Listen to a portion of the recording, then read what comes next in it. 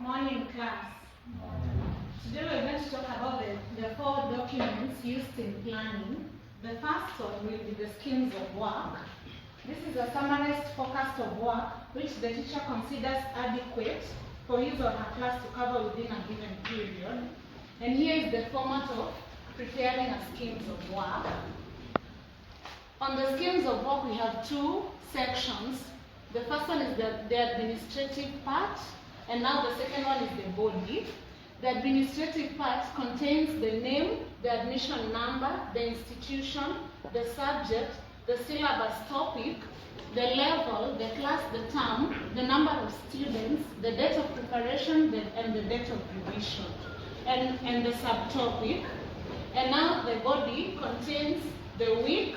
Here you indicate the week in which you're in your school. The period number. The period number will indicate the number of hours you're going to teach. The lesson title. This one you'll get it from the syllabus. The objectives. This will be your goals for the topic which you want to attain. The key points will be specified points on your objectives. The application. This will indicate the method and how you want to implement the method. On how you want to achieve your objectives. The reference and aids, this is where you get your backup, where you get your confirmation points, and now the remarks. This one will indicate after the lesson. Thank you. This is the lesson plan. And this is the format of the lesson plan. So, at first is the name, the level. Here the level can be diploma, certificate, or degree. This is the date of preparation of the lesson plan. This is the time of the lesson. This is the institution where you are teaching. This is the class which you are teaching. This is the number of the students. This is the subject. And the subject is delivered from the scheme of work. Here. This is the lesson title. It's also delivered from the scheme of work. Here. These are the subject objectives. The subject objective are what the learners should be able to attain by the end of the lesson. So this is the teaching aids. This is what helps the trainer or the teacher while delivering the content to the learners. These are the references. We also deliver them from the scheme of work. So in the lesson presentation, we have the introduction, the body, and the summary. So in the introduction is how the trainer or the teacher introduces the lesson. For instance, the trainer may opt to start the lesson by taking the roll call, introducing the objectives, etc. So the body consists of the objectives, the subject objectives. So if the subject objectives are 3, the steps will be 3. Here we have the summary and the assignment. So the summary is the conclusion of the lesson. The assignment is what the trainer gives the learners. On this column, we have the time. We have the time, and it's estimated in minutes. So down here, we have the remarks. These remarks are filled after the lesson. So a lesson plan is prepared from the scheme of work, and it's how the trainer delivers the content to the learners. This is now the format of a learning plan. It is the third template of a plan. Now as you can see, probably this one is extracted from an OS and a curriculum.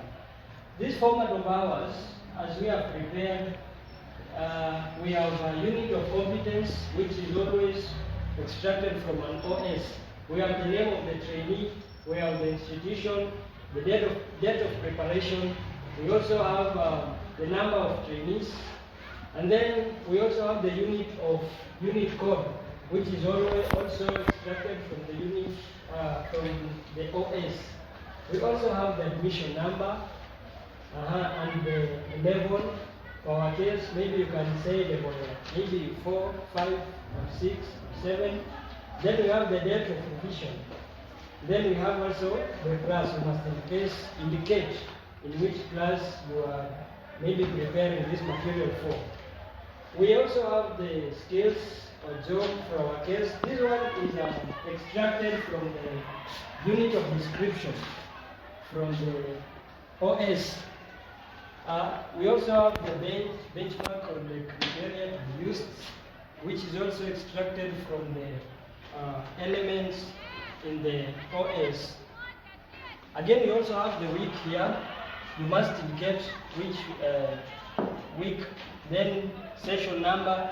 We also have the session title and the learning outcomes. We also have the trainee activity, the train activity and the trainee activity here. Now for our case here, we will, maybe for an example, the teacher poses a question and the trainee poses a question and the trainees are now answering the question post.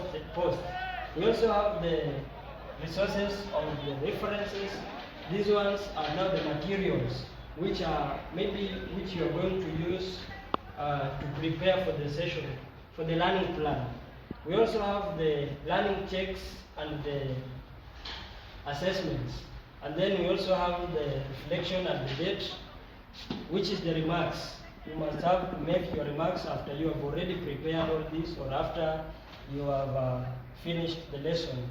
We also have, after the end of this, the trainees must be given an assignment.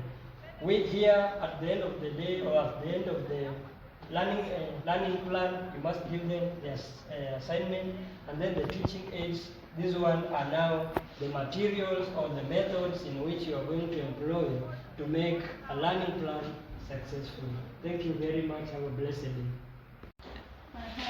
Now we are going to look at the fourth document of planning, our fourth and the last one.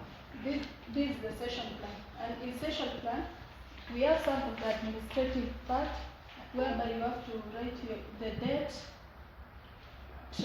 trainer name, institution, unit code. Unit code you have to extract for the learning plan. Unit of competency also you have to extract from the learning plan. Session titles should be from the learning plan. And here we have the language literacy or numeracy needs. This is whereby you have, maybe you have students with each and every need, some needs, you will indicate here for any assistance. Then we have the time, admission number, the trainer's admission number, level, which is level 8, level 4, level 5, or level 6.